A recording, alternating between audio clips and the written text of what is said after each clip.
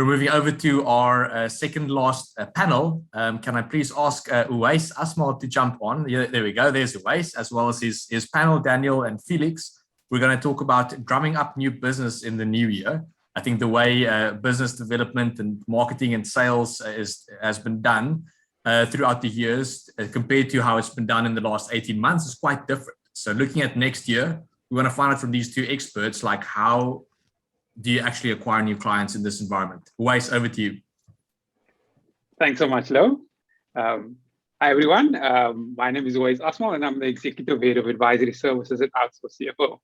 My guests today are, as Lo mentioned, Daniel Greaves, CEO of Fly, and Felix Norton, Managing Director of Wow, if I'm not mistaken. Yeah. So welcome, gents. Thanks for joining us. Hey, Uwais, nice to be here. So yeah, no, it's great. Can you hear me? We can hear you clearly. Hear you clearly.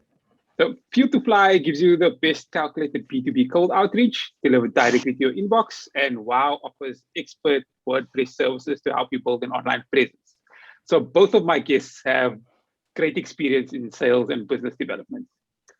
If I can, and as Lo mentioned, our topic for today is drumming up new business in 2022. So let's jump straight in. I'm going to ask different questions to each of you, but please feel free to add your thoughts if I've asked a question to the other person, if you have something else to add. So maybe Daniel, let's start with you. Has the way new business is acquired changed compared to pre-pandemic? Is your approach the same, or are you doing things differently? So it was an interesting one for us because we started Fuel to Fly in October of 2019. So we didn't really get it much of a pre-pandemic stage. So basically what we did was our client base is international. And so we were already on the virtual Zoom call type of sales. As we're an outbound business, we already had a big push on outbound.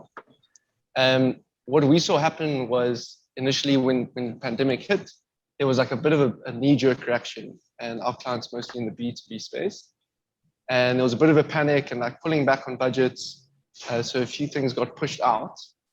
And then people kind of realized, especially in the B2B space, hey, we have to crack on. Everyone, any founder, I think, or anyone on this call probably had the same idea, right? We have to adapt, we have to crack on. And then what we found was there was we actually had a lot of demand, a lot of people looking to do more outbound because they weren't getting as much of and Felix, you can jump in here if you saw something similar. They weren't getting as much. The identical situation. Yeah, weren't getting as much inbound attraction because people were pulling back. They were anxious to maybe spend more money or look for a service. So people came to us and they were like, we need to go and knock on doors or send a ton of emails, basically. But the way of actually doing sales and how sales was done, I don't think much changed. I mean, still building connection and doing your thing behind the camera instead of in the meeting room, right? Felix, on your side, has your approach changed? Did you move maybe to a different customer segment, and your lead times in terms of sales, has that changed? So we did. We had a very similar experience about how customers changed their willingness or their need to adopt, digital. In terms of whether or not our customers changed, we still kept the same customer type, which is small to medium-sized businesses. And as I said, it was a far easier sell. But the trend that we noticed is that a lot of the bigger clients that were at more established and larger agencies, they were starting to shop around looking for a better deal, looking for an alternative provider. And then we saw another trend on also the lower end, where a lot of agencies that struggled, the small agencies that struggled during COVID, ended up closing shop as they buckled under the pressure. And that left a nice kind of a lot of food on the table, because we could welcome everyone with welcome arms from both the kind of larger side and the smaller side. So actually COVID was pretty great. Yeah. It's weird saying that, but we thrived. Felix, I want to stick with you quickly. So, I mean, you trained as a computer scientist and a web developer.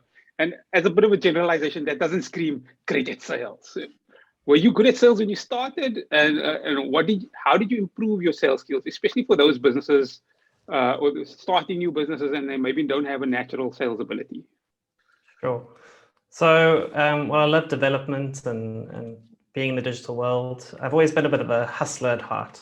So from a young age, as a small kid from like around 8 or 9, I used to buy sweets from Macro and sell them, to the other kids at school because they didn't have a tuck shop, because I saw an opportunity and I went for it. I killed at market days.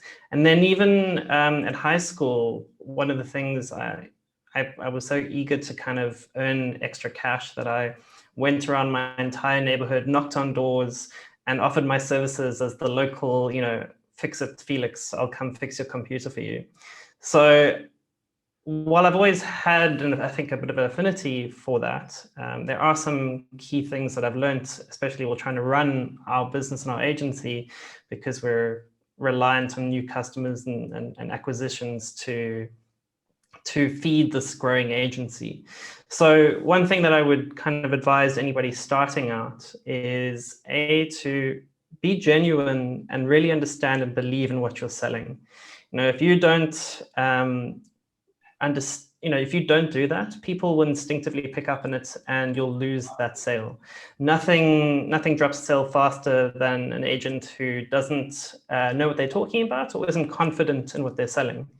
So that's the kind of the one thing. It's just a general tip. And then one thing that I really struggled with initially, but I feel have gotten a solid grasp on now, and I've heard it mentioned multiple times from the other speakers, is communicating the value of your product.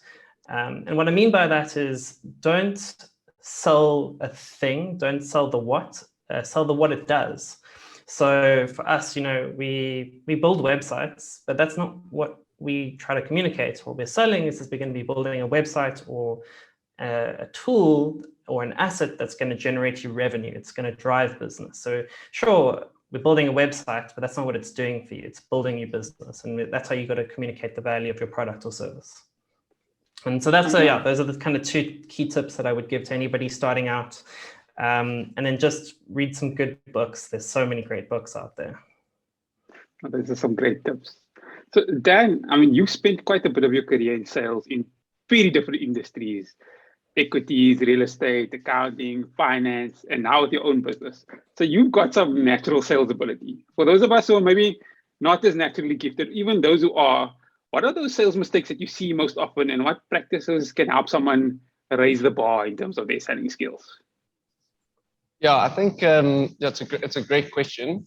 I think what I see people generally do, I'll be as fast as I can here. What I see people generally do is they go into the motion of their product and talking about their product, and like Felix mentioned, the what over the what it does. But it's like if you want to take someone out on a date, you don't ask them on a date the first time you see them or meet them, right? What a lot of people, what they skip is the connection. And the best way to kind of put it is, people don't care how much you know until they know how much you care, right? So the first thing for me is, on that first call, don't speak 80% of the time. Ask questions, establish a need, try and build up a conversation, and just connect. All about making a friend first. And once they see that you care, and if there's a need, then you can go forward. And also be open and honest with yourself. If you're speaking to someone that actually doesn't have a need for your product, don't go down the whole convincing lane of, because then let's say you end up doing a great job and you do the deal, we call that a dirty deal, right? Because then you've convinced someone and done a dirty deal, and then your poor account manager has to try and keep them. I think that's great advice. Felix, maybe let's talk discounts. With some potential clients, that's the first discussion point they run to after you mention your pricing. How do you handle that conversation? Sure. So, discounts are a powerful sales tool. I think everybody should use discounts, but discounts should be used rather as a last resort. It's never nice to take revenue off the table. So what we try to do when a client asks for a discount is to really understand why they're asking for that discount, because there's an underlying reason. So maybe it's something like a cash flow problem. So instead of offering them a discount, offer them a payment plan, an alternative. Can you pay in smaller chunks over a smaller period of time and still end up getting the net full amount rather than taking a discount? Another thing that clients are often using is as a competitor. I saw somebody else, they're charging this price. So say, okay, cool. Well, are we selling the same thing? Put the onus on the client to actually weigh up whether or not they're getting the same product or the same service at the same price. And often not, more often than not, if you're priced correctly, when somebody is undercutting you, it's because they're cutting corners. So you try and communicate that as a way to assuage their concern. Another thing that you can do is offer alternatives. So, sometimes, you've got, for us, we've got a premium and a standard price. And if a client, we're trying to position the premium product and they want a discount, we say, well, we've got this other product, but then, it's going to be at a different tier. It's going to be at a different service level. But then let's talk about when you do want to, provide a discount. What you can do is always try and play it to your advantage as well. So there's a bit of a compromise there. So some things you can do is you can ask for, a value trade. Say we signed on a coffee company and they want a 20% discount, and we'll say, yeah, sure. But, would you mind throwing in some beans of your product to sweeten that deal, so that we also feel like we're getting something for providing that discount. Maybe it's a positive testimonial, or that they're going to promote you to their network. Another time you could have that, okay, cool, we'll provide a discount, but we're going to require payment up front. That's another great way that you get your cash straight away, and sure, you've maybe lost a bit on the profits, but you do end up getting that cash flow up front. And the same kind of thing with, selling in bulk. Sure, we can provide a discount, but only if you purchase X quantity or X number of hours of our service. So again, discounts are incredibly useful tools, but you just need to know the rules and try and work it to your advantage and compromise with the potential client. I'll jump in. If I go for it. I'll be fast. We have like two structured ways that we built in for discounts. So in our pricing, we already have with our two sales reps is for these packages, these are the max discounts you're allowed to give. And it's called like price fencing, right? And you use it as like a trick up your sleeve. So if they ask for a discount, you can make it seem like it's more difficult than it might be. But the sales guy or woman goes into that call knowing beforehand what kind of knobs they can turn.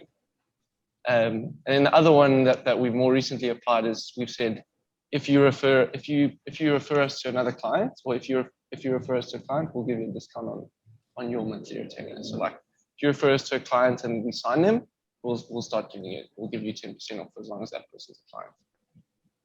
That's amazing. I've learned a lot. I've got quite a few more questions, but I know we're short for time, so I can't steal any more. Gentlemen, thank you so much for sharing your knowledge and experience with us. Lo, over to you.